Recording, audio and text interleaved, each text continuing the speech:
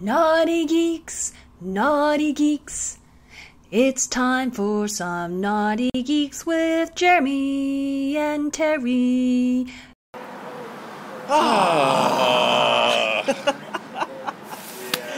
Simulants.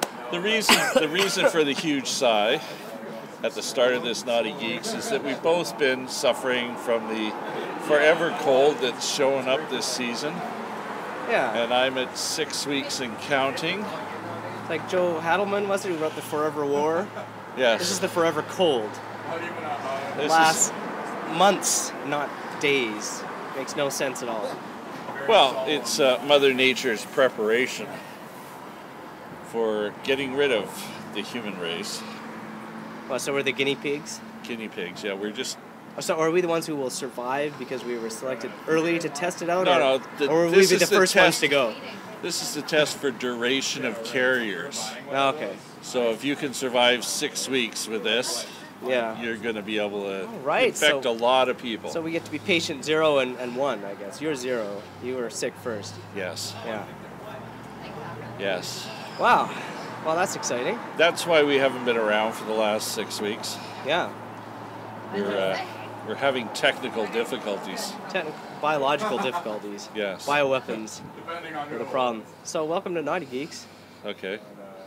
What's happening? What's going on in the world? And don't say Donald Trump. I refuse to talk about it. It's not happening. I feel like Teller. Yeah. That's another show I've been watching. I've been watching a lot of shows in my confinement. So I watched Fool Me, Fool Us.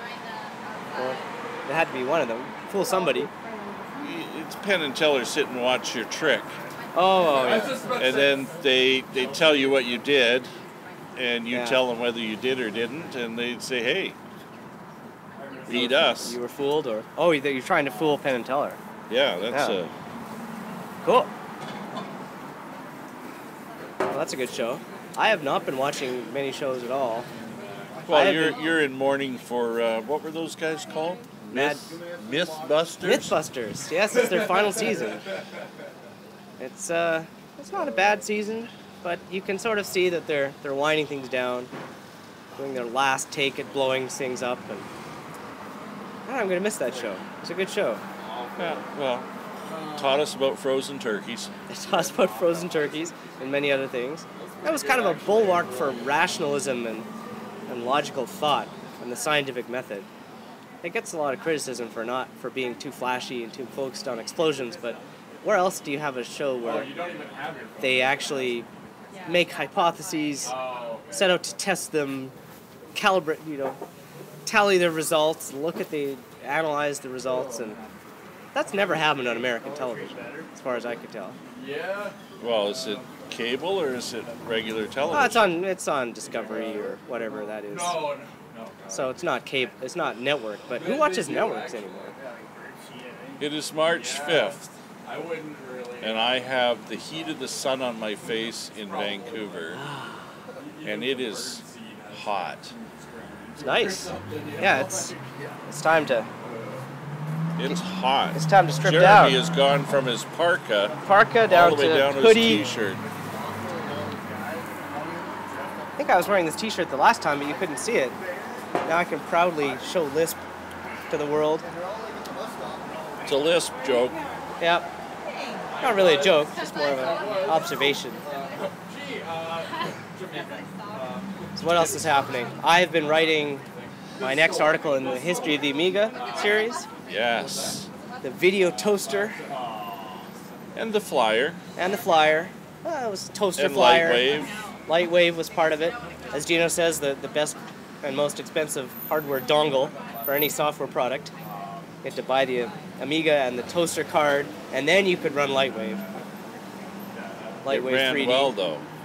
Yeah, it was a good program. Ran well on an 030, an 040, even better on an 060. It took a while to render back then, but that's just the way CPUs were back in the day. Shout out to Gino. Hi, Gino. I interviewed your friend Gino for about a third of the article. Is basically an interview with him and his experiences with the video toaster. He had a toaster flyer, then he had a Deck Alpha.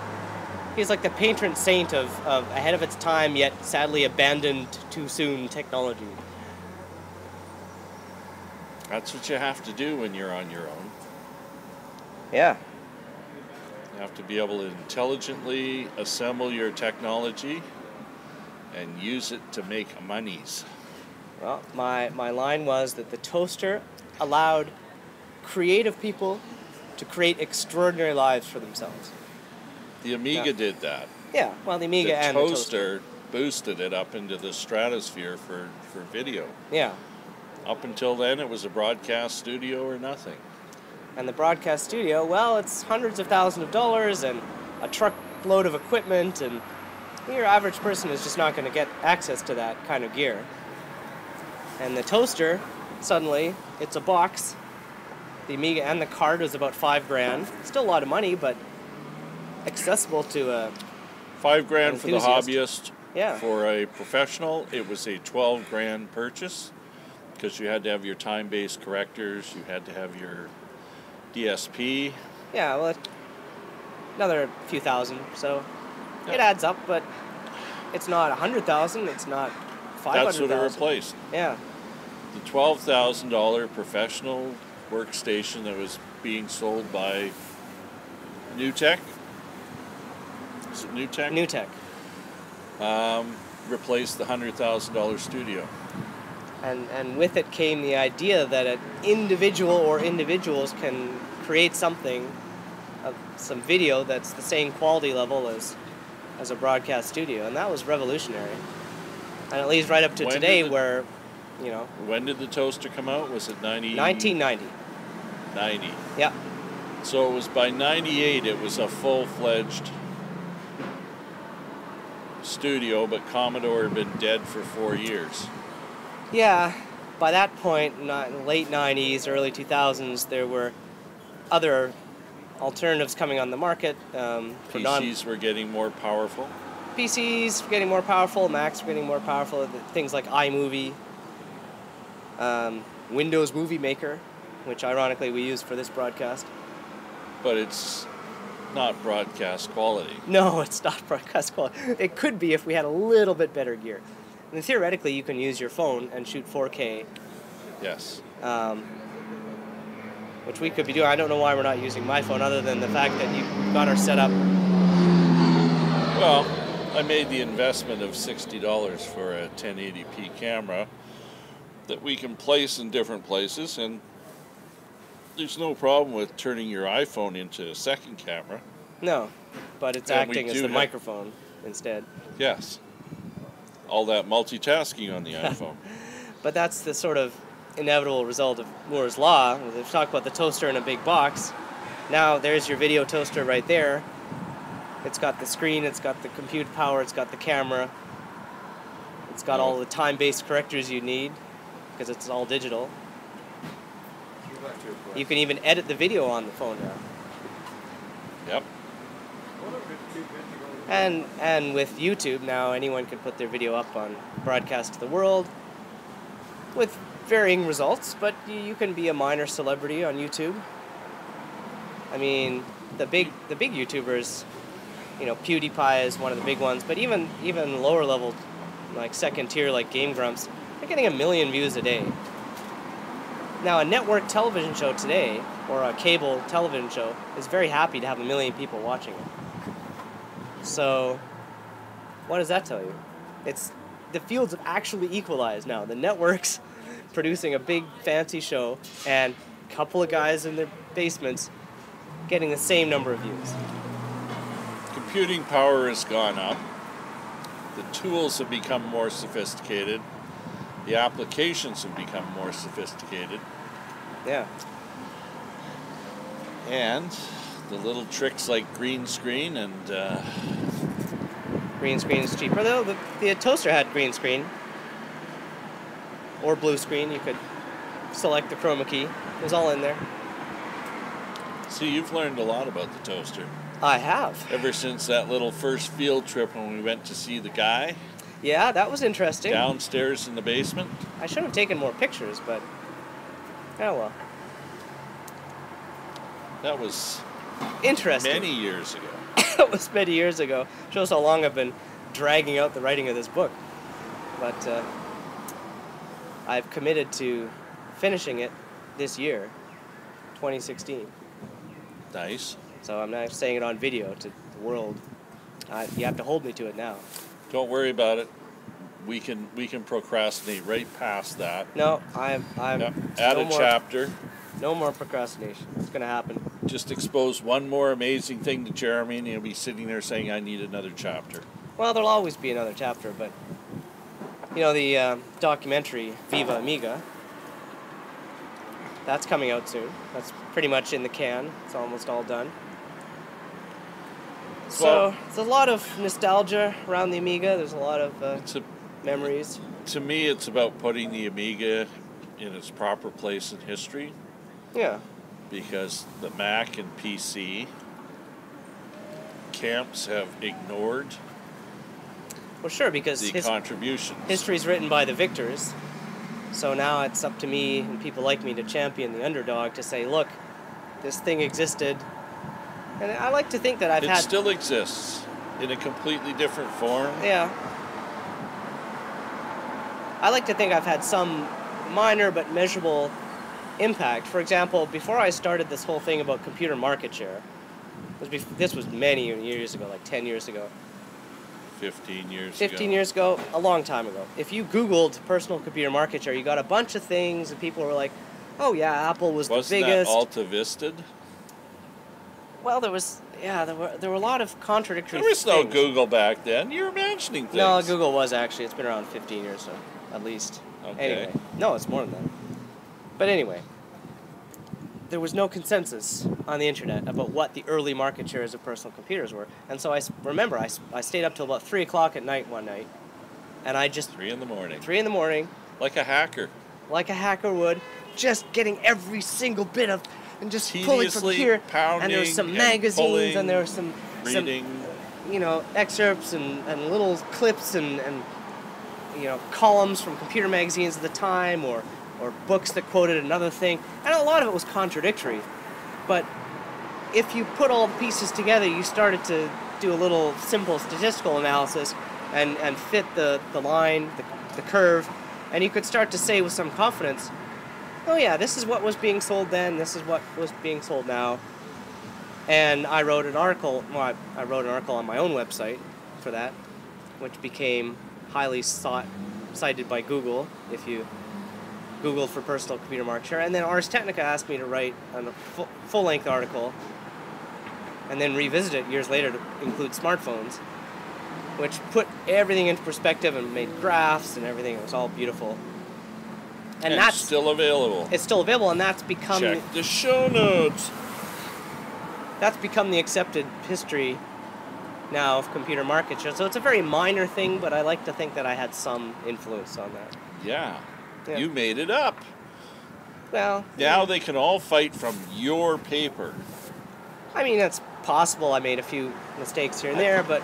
In general, you made a good effort. Yeah. With the available information, and you rationalized it and statisticalized it. Yeah, a little bit. And in the end, it's probably as close as it will be. I think so. Because remember, in those days, a lot of people didn't really take notice of the computer industry. It was so small, and it was just hobbyists. Yeah, the 8-bit days. 16-bit. It was just a bunch of nerds buying these weird computers, and nobody really knew what they were. But I think it's important to keep the record straight. That's how they missed the Amiga. That's how they missed the Amiga. Well, a lot of us did. I missed it when it first came around.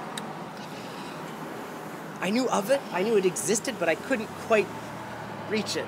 It was just like a phantom. It wasn't I remember telling you the story of my workmate when I was sitting in the cafeteria at work, and I said, yeah, my Amiga multitasks, and this old guy, I was in my 30s, and he's in his 60s, old. and he looks over and goes, they don't multitask, they just timeshare close together so that you don't notice. And I said to him, John, you should come over someday and just take a look at my Amiga. And so he did. He brought his wife, and we had tea, and he was sitting in front of my computer, And I told him what he could do, and so he started opening programs, and all of a sudden he exclaims, "It does fucking multitask." Ooh, language warning. One, Ding! he bought an equivalent Amiga 500, and we bought a couple of headsets, and I coached him into the use of the Amiga. Wow, And he was off to the races. as payment to me, he left me a 300 baud modem, hooked online. 300 baud, the only modem that was slower than you could read. I upgraded to a 2400 baud when I was able to. Actually, I can read faster than 1200, I think. Yep. Maybe 2400, but that's pushing it. Anyway, that was my first convert. And yeah, we all did our part. Yeah. So there you go. The Amiga back in its place in history. And rightly so. And all you have to do is drop over to Ars Technica and see Jeremy's articles. They're all archived there, and one day there'll be a book. Yep, that's the plan. What else we got? What else is happening? You got a book. A book. How did you select the book on the MBA program? Oh, yes, a book called The Personal MBA, which I found from a comment section in Hacker News. I forget what the comment thread was. But I always read Hacker News because the comments are frequently more interesting than the articles. In fact, sometimes I won't even read the article. I'll go straight to the comments. When can you say this on the internet? The comments are better than the actual thing. All the time. Well, I guess sometimes, but... Whenever you send me a link, I'm off to associated links, and then I'm down into their comments and their submenus, and I find all those interesting things. People get twigged and they're like, oh yeah, this reminds me of this interesting thing that you've never heard of. Here's a link, and then you're off to the races. So the business book is about how businesses work, and it's very straightforward, and it explains our whole capitalist society, and why I think it seems common sense, but common sense is remarkably not common. Uncommon, you might say. Okay. So, my dad used to say they should call it uncommon sense.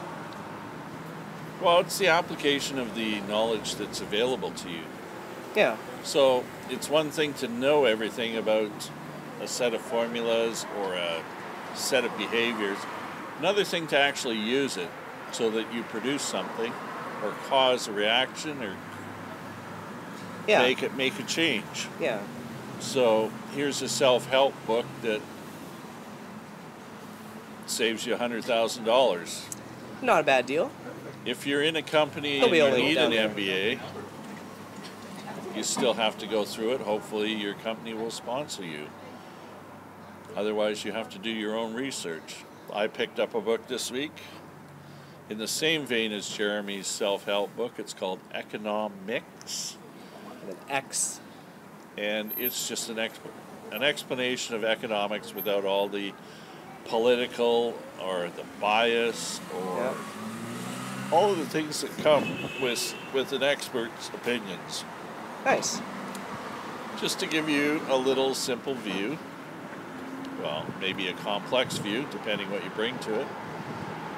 And this is what we do. We pick up these books and we try and refine what we know of the world. And we pass the savings on to you, our loyal viewers. We do. Yes. What episode is this? Oh, I don't know, 45, something like that. 42, 41, 43. Something like that. It'll say below there somewhere. No, it says it at the top. Well, and on top. Somewhere. See, now we're doing those little things we've seen on YouTube that look so corny. Yeah. You want corny? Go see Jay's 2 cents. And that's Jayz, TWOCENTS.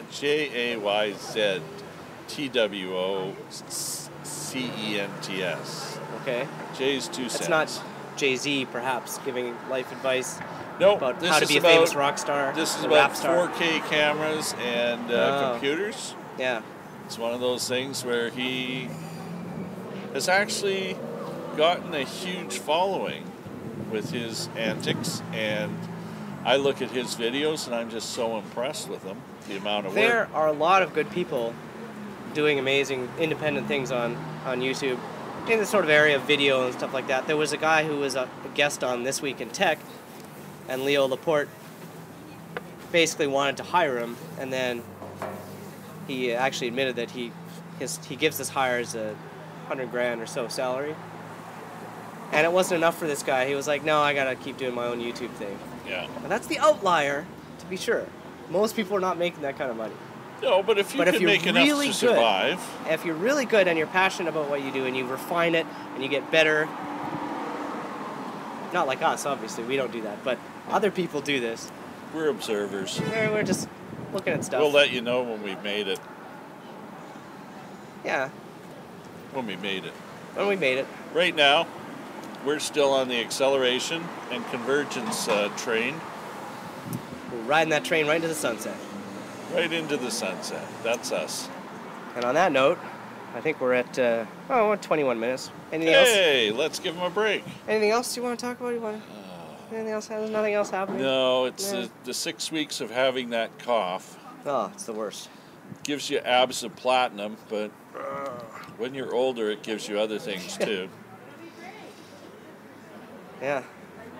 See, it's only going to go downhill from here. Yeah, I think so. We might as well sail off into the sunset, as we said. Sorry There's for sun. the delay. We've been out. Yeah. We've been sidelined. And this time I will make sure that the podcast link actually works. The last episode, the XML got munged and... It was a terrible, terrible video. The video was terrible, but at least that was available. The podcast version, the audio version, the XML got malformed, and it's my own code that was at fault, I'm sad to say. And then by the time I fixed it, the iTunes store wouldn't refresh it properly, so it never got the right URL. Anyway, won't happen again. You'll just have to go back in 3 months and edit it. Yeah, maybe. Once it's an established fact. All right.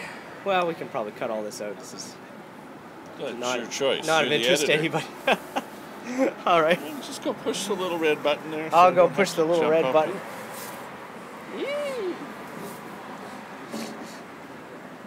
It's the button on the side of the camera? I see no red button. No, not the red button. I mean, on the... Power button? Yeah. Couldn't I just hit the red button? Okay, hit the red button.